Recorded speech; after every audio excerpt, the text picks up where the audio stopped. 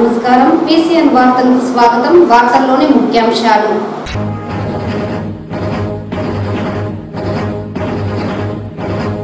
విరివిగా కురుస్తున్న వర్షాల నేపథ్యంలో చిత్తూరు నగరం నీవా నది పరివాహక ప్రాంతాలలో ఉన్న ప్రజలు అప్రమత్తంగా ఉండాలి. నగర కమిషనర్ నరసింహప్రసాద్.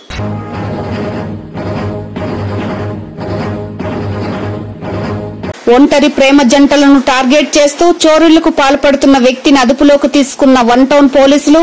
కేసు నమోదు చేసి రిమాండ్ కు తరలించామన్న వన్ టౌన్ సిఐ విశ్వేశ్వర.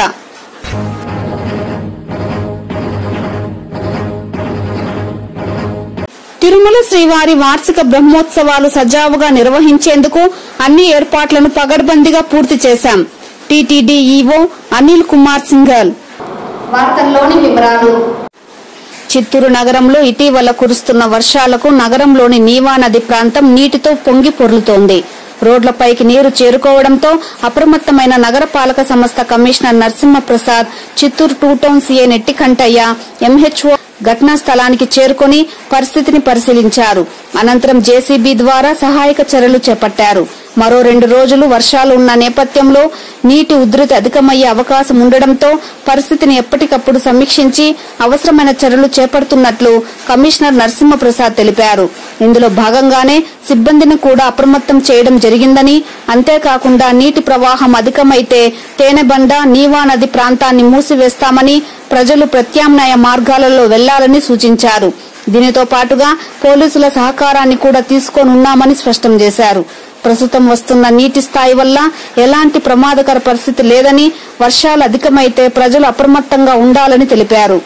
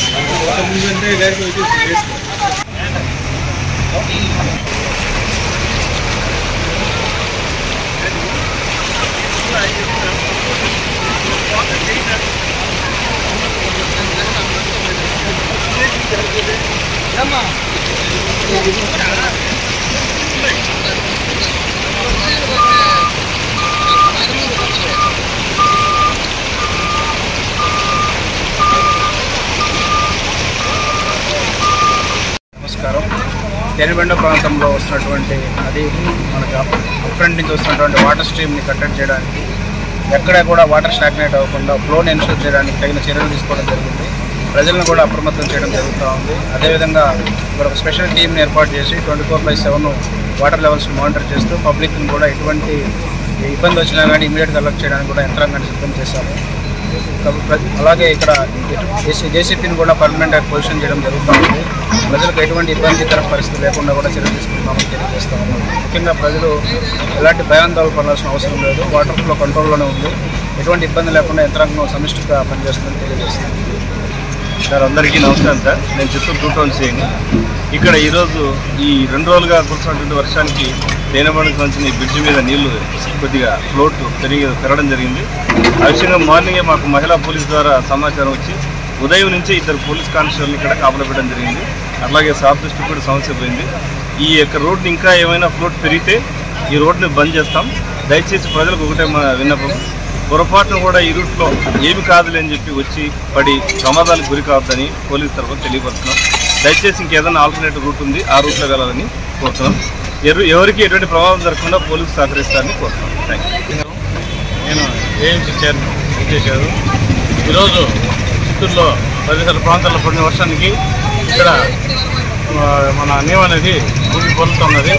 దీన్ని ఫ్యూచర్లో కూడా రిటైనింగ్ వాళ్ళు ప్లస్ బ్రిడ్జి కట్టేది కూడా 130 చిత్తూరు ఎమ్మెల్యే గారు ప్రపోజల్ పంపడం జరిగింది. అయినా అంతవరకు జాగ్రత్తగా ఉండేదానికి అవి చర్యలు తీసుకోవాల్సిందిగా కమిషనర్ని ఆదేశించారు ఎమ్మెల్యే గారు. ఆదేశం ప్రకారం పోలీసు శాఖ మున్సిపల్ సిబ్బంది అందరూ ఇక్కడ వచ్చి 24 hours పనిచేస్తున్నారు. ప్రజలు కూడా అప్రమత్తంగా ఉండాలని కోరుతున్నాను.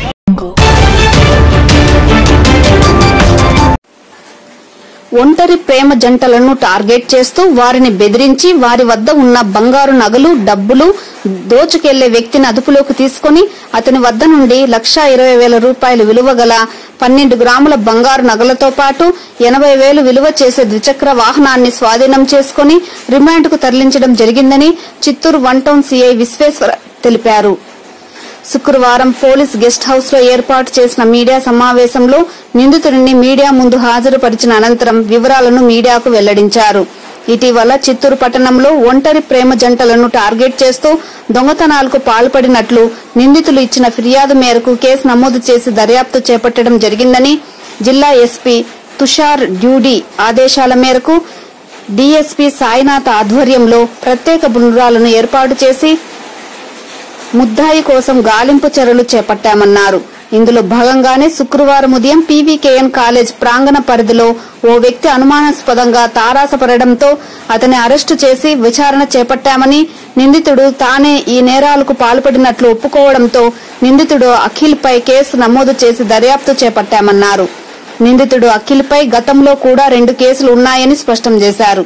అతని వద్ద నుండి 2 లక్షల విలువ చేసే బంగారు, ద్విచక్ర వాహనాన్ని స్వాధీనం చేసుకుని కేసు నమోదు చేసి రిమాండ్ కు తరలించినట్లు ఈ సందర్భంగా సీఐ మీడియాకు వెల్లడించారు. నమస్కారం. గౌరవ చిత్తూరు ఎస్పీ శ్రీ తుషార్ డ్యూడీ గారి ఆదేశాల మేరకు Chittoor sub divisional police officer T Sainath గారి పర్యవేక్షణలో గత 2-3 నెలలుగా జరుగుతున్న నేరాలకు సంబంధించి రిపోర్ట్ కాబడిన కేసులపై రాబడిన సమాచారంతో 1 టౌన్ పోలీస్ స్టేషన్ ఇన్స్పెక్టర్ అయిన నేను మరియు మా సిబ్బంది ఏఎస్ఐ మధుకుమార్ గారు మరియు ఇతర క్రైమ్ పార్టీ టీం సభ్యులతో పాటు రాబడిన సమాచారం మేరకు ఈరోజు ఉదయం 10 గంటలకు పీవీకేఎన్ కాలేజీ వెనుక గల మ్యాంగో భవన్ వెనుక వైపు ఒక వ్యక్తిని అనుమానాస్పదంగా ఉంటే పట్టుకొని విచారించగా అతను గతంలో ఎవరైనా ఒంటరిగా ఉంటున్న ప్రేమ జంటల్ని ఆపి వారిని బెదిరించి వారి వద్ద నుంచి డబ్బులు లేదా బంగారు నగలు తీసుకొని పోయే వ్యక్తిలాగా కన్ఫెస్ చేయడం జరిగింది. అతని కన్ఫెషన్ పైన, అతను ఇచ్చిన వాంగ్మూలం పైన అతని దగ్గర నుంచి 2 బంగారు చైన్లని 6 గ్రాములు ఉన్న చైన్లని స్వాధీనం చేసుకొని అతను వాడుతున్న స్కూటీని కూడా స్వాధీనం చేసుకొని అతన్ని అరెస్ట్ చేయడం జరిగింది. అతన్ని రిమాండ్ కూడా పంపడమైంది. గతంలో కూడా అతని పైన 2022లో ఒక కేసు ఉంది. ఇప్పుడు 2 కేసులు, మొత్తం 3 కేసులు అతని పైన నమోదు చేయబడ్డాయి. అతని పేరు వచ్చి అఖిల్. అతను కొంగారెడ్డిపల్లి సంబంధించిన వ్యక్తి, చిత్తూరు పట్టణం.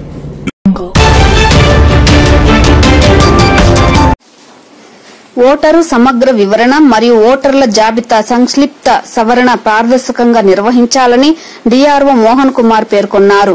శుక్రవారం చిత్తూరు పట్టణంలోని నాగయ్య కళాక్షేత్రం నందు జిల్లా పరిధిలోని చిత్తూరు, నగరి, పూతలపట్టు, జీడి నెల్లూరు నియోజకవర్గాలకు సంబంధించిన నియోజకవర్గ ఎన్నికల అధికారులతో, నియోజకవర్గంలోని సహాయ ఎన్నికల అధికారులతో, ఎన్నికల డిప్యూటీ తహసీల్దార్లు, బీఎల్ఓలతో special intensive revision mapping of electoral data అనే అంశంపై శిక్షణా కార్యక్రమాలు నిర్వహించారు. ఈ కార్యక్రమంలో Nagari RDO Anupama, Chittoor RDO Srinivasulu Naidu, deputy collector Vijayalakshmi, Chittoor municipality commissioner Narasimhaprasad తదితరులు పాల్గొన్నారు. ఈ సందర్భంగా డీఆర్ఓ మాట్లాడుతూ దేశవ్యాప్తంగా ఓటరు సమగ్ర సవరణ ప్రక్రియను అమలు చేసే ఆలోచనలో భారత ఎన్నికల సంఘం ఉందని, బీహార్ అసెంబ్లీ ఎన్నికల తర్వాత ఈ ప్రక్రియను దేశమంతటా చేపట్టాలని భారత ఎన్నికల సంఘం యోచిస్తోందని తెలిపారు.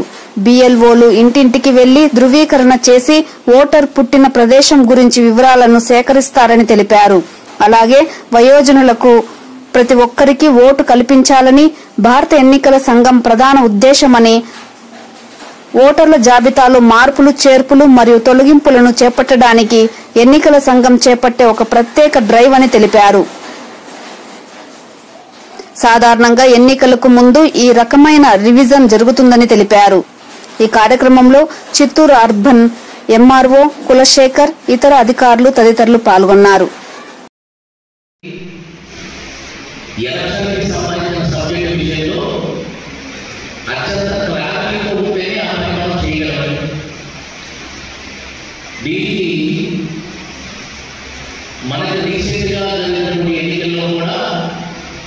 ఎన్నికల సంఘం యొక్క ప్రత్యక్ష పర్యవేక్షణతో, కొన్ని సందర్భాల్లో పరోక్ష పర్యవేక్షణతో చాలా జీవితంగా ఆంధ్రప్రదేశ్ మీద నిర్దేశితం చేస్తూ చెప్పడం జరిగింది. ఇప్పుడు కూడా ఒక ప్రత్యేక కార్యక్రమం, దానికి సంబంధించినటువంటి ప్రీ యాక్టివిటీ అంటే స్పెషల్ ఇంటెన్సివ్ రివిజన్ ఆల్రెడీ మీకు బయట దిగడానికి PPT ద్వారా పెట్టడం జరిగింది. దీంట్లో ప్రధానంగా మనం గమనించాల్సిన అర్థం ఏంటంటే, ప్రతి సంవత్సరం కూడా మనం ఓటర్ల జాబితాని సమన్వయం చేస్తున్నాం. అంటే సంక్షిప్త సవరణ, SSR స్పెషల్ సమ్మరీ రివిజన్, సంక్షిప్త సవరణ. కానీ ఈసారి మనం చేయబోయేది ఇంటెన్సివ్ రివిజన్, విస్తృత అయినటువంటి, ముమ్మరమైనటువంటి అటువంటి ఓటర్ల జాబితా సవరణ చేయబోతున్నాం. దానికి ముందు ప్రీ యాక్టివిటీస్ ఏవైతే చేయాలో అది దానికి సంబంధించిన కార్యక్రమానికి సంబంధించిన ప్రణాళిక.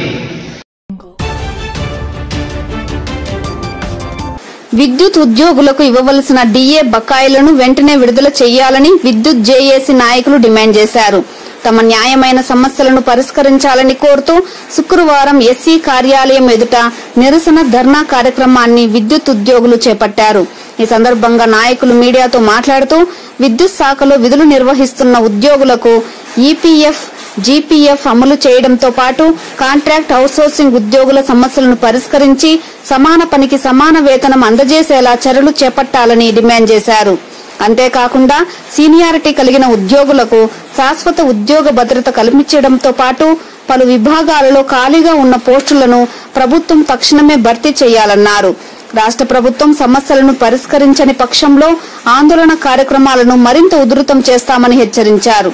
ఈ కార్యక్రమంలో విద్యుత్ జేఏసీ నాయకులు అధిక సంఖ్యలో పాల్గొన్నారు.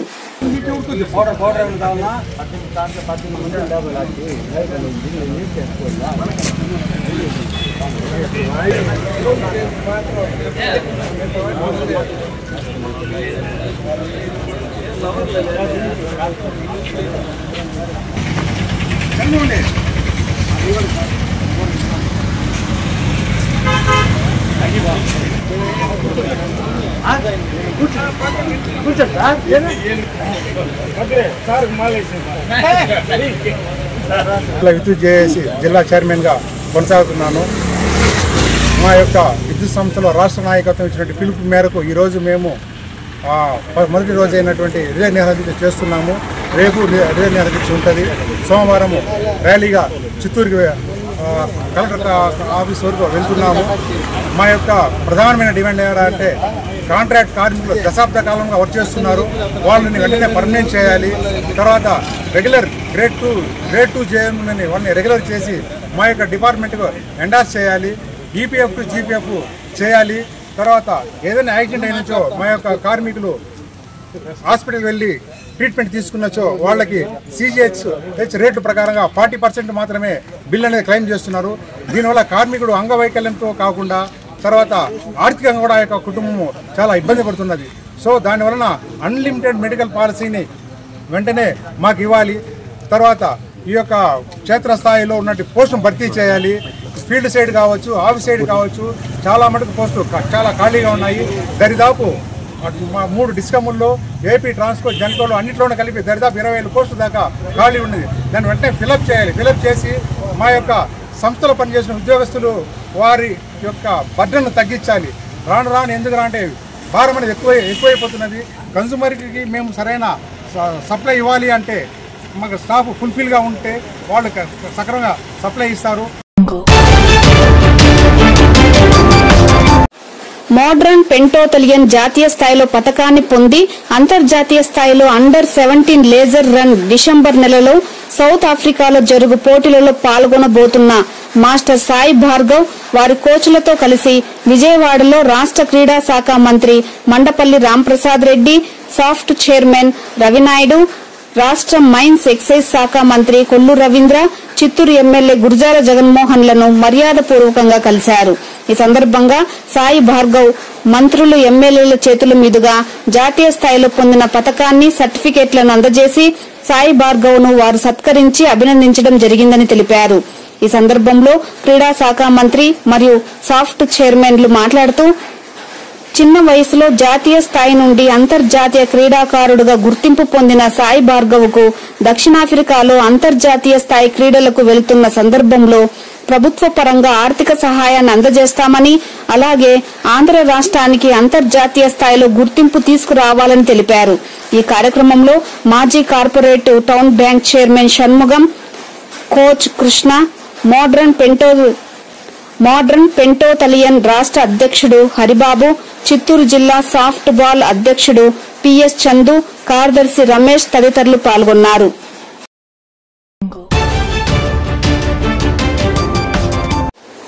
నగరపాలక పరిధిలో మాపాక్షి డివిజన్ శేషాచలపురం ఎస్టీ కాలనీలో పలువురు చిన్నారులు, విద్యార్థులకు జనన ధృవీకరణ పత్రాలను కమిషనర్ నరసింహప్రసాద్ అందించారు. ఎస్టీల సమగ్ర అభివృద్ది చర్యల్లో భాగంగా జిల్లా కలెక్టర్ ఆదేశాల మేరకు శేషాచలపురం ఎస్టీ కాలనీలో పలువురు విద్యార్థులకు, చిన్నారులకు జనన ధృవీకరణ పత్రాలు లేకపోవడం గుర్తించి వారికి జనన ధృవీకరణ పత్రాలు జారీ చేయడానికి చర్యలు తీసుకున్నారు. శుక్రవారం సాయంత్రం నగరపాలక కార్యాలయానికి రంపించి వారి తల్లిదండ్రులకు జనన ధృవీకరణ పత్రాలను అందించారు. జనన ధృవీకరణ పత్రాల ఆధారంగా పిల్లలు, విద్యార్థులకు ఆధార్ నమోదుకు చర్యలు తీసుకురావాలని సంబంధిత అధికారులను ఆదేశించారు. ఈ కార్యక్రమంలో ఎంహెచ్ఓ లోకేష్, ఏఎస్ఓ కరుణాకర్ తదితరులు పాల్గొన్నారు.